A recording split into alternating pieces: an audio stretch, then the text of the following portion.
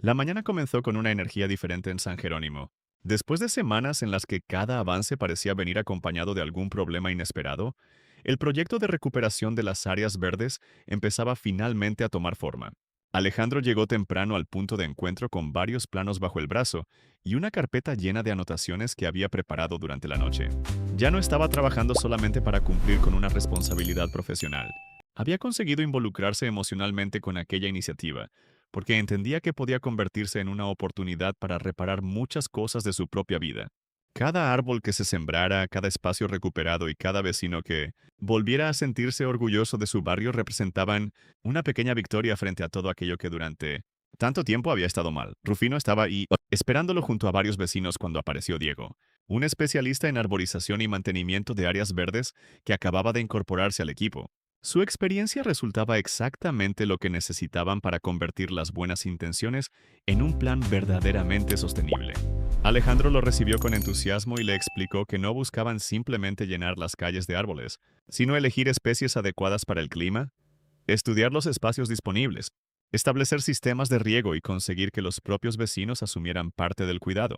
Diego recorrió el terreno con atención, observó las condiciones del suelo y comenzó a señalar cuáles serían las zonas más convenientes para comenzar.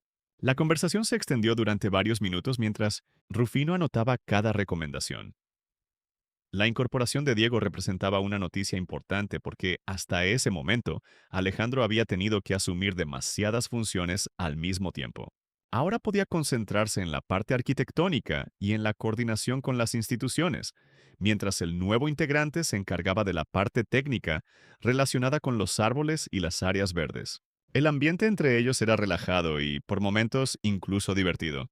Diego tenía una personalidad espontánea, que consiguió romper la seriedad de la reunión y hacer reír a todos cuando aseguró que, si algún día dejaban de necesitarlo como arborizador, también podía trabajar como mecánico, cocinero o hasta cantante de baladas. Alejandro se rió por primera vez en varios días, sin sentir que estaba fingiendo. Aquella pequeña reunión le recordó que no todo tenía que estar relacionado con los problemas del pasado. Sin embargo, la tranquilidad duró poco. Alejandro recibió una llamada urgente de Gabo y tuvo que apartarse para contestar.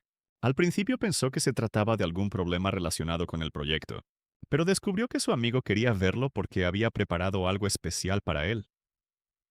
Cuando llegó al lugar acordado, Alejandro encontró una pequeña celebración improvisada que Gabo había preparado como una forma de agradecerle y, al mismo tiempo, pedirle disculpas por un incidente reciente que casi había terminado en una tragedia. Había preparado un desayuno exageradamente elaborado, con una decoración divertida hecha con huevos, tostadas y pequeños detalles que intentaban representar una celebración de cumpleaños, aunque no fuera exactamente su cumpleaños. Alejandro entendió inmediatamente la intención de su amigo. Gabo no necesitaba hacer una gran fiesta. Solo quería recordarle que todavía tenía personas a su lado. Durante los últimos días, Alejandro había estado tan concentrado en sus problemas, que había comenzado a descuidar incluso las cosas más básicas. Comía mal, dormía poco, y pasaba horas revisando documentos mientras su mente estaba en cualquier lugar menos en el presente. Gabo se lo hizo notar de una manera directa pero afectuosa. Le recordó que no podía continuar viviendo distraído y que tenía que empezar a cuidarse antes de que otra situación terminara peor. Aquellas palabras hicieron que Alejandro tomara una decisión. Ya no quería seguir sobreviviendo entre culpa, recuerdos y preocupaciones. Necesitaba recuperar el control de su vida. No significaba olvidar a Valentina, ni fingir que nada había ocurrido. Significaba aprender a vivir con las consecuencias de sus decisiones y demostrar mediante sus actos que podía cambiar. Por eso aceptó la condición que Gabo le impuso como castigo amistoso. Durante los siguientes 2 días tendría que olvidarse de cualquier excusa y dejar que su amigo se encargara de que comiera correctamente. Alejandro terminó riéndose de la situación, pero en el fondo agradecía tener a alguien dispuesto a preocuparse por él. Muy lejos de allí, Valentina atravesaba uno de los momentos más difíciles de su vida. El descubrimiento de la identidad de su madre había cerrado una pregunta que llevaba años persiguiéndola, pero también había abierto un dolor nuevo. Saber finalmente quién era aquella mujer no había significado poder abrazarla, escuchar su voz o preguntarle por qué la había dejado. Todo lo contrario. La respuesta había llegado demasiado tarde. Valentina tenía ahora un nombre, una fotografía y un lugar donde llevar flores, pero no tenía la oportunidad de recuperar los años perdidos. La tristeza comenzó a afectar incluso su manera de relacionarse con las personas que la rodeaban.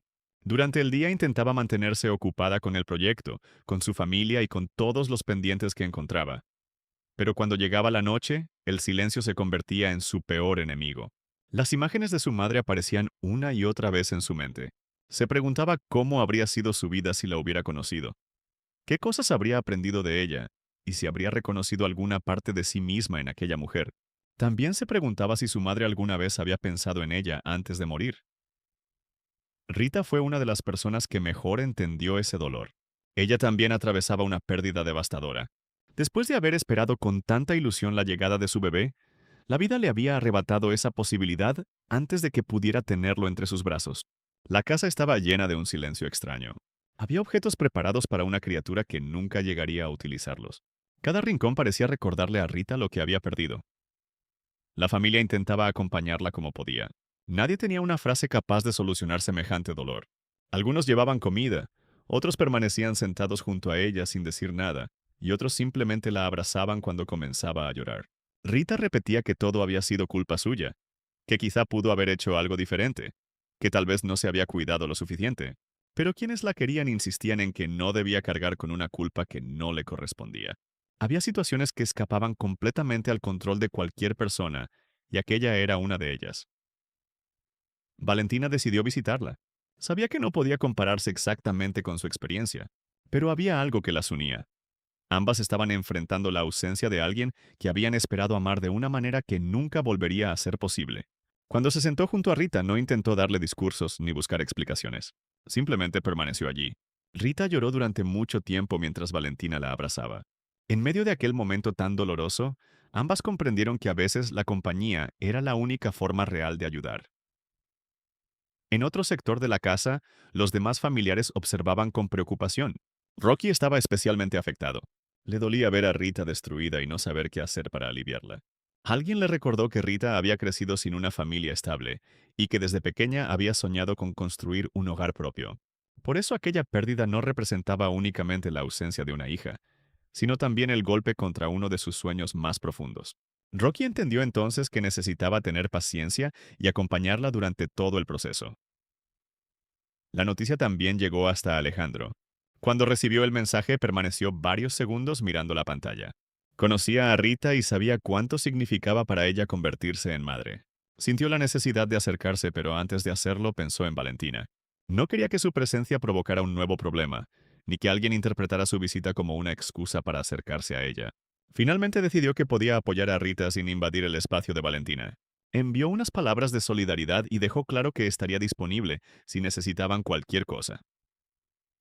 Mientras tanto, el proyecto de San Jerónimo seguía avanzando. Rufino había organizado una nueva reunión con los vecinos, y Diego comenzaba a preparar un diagnóstico completo de las zonas que necesitaban intervención.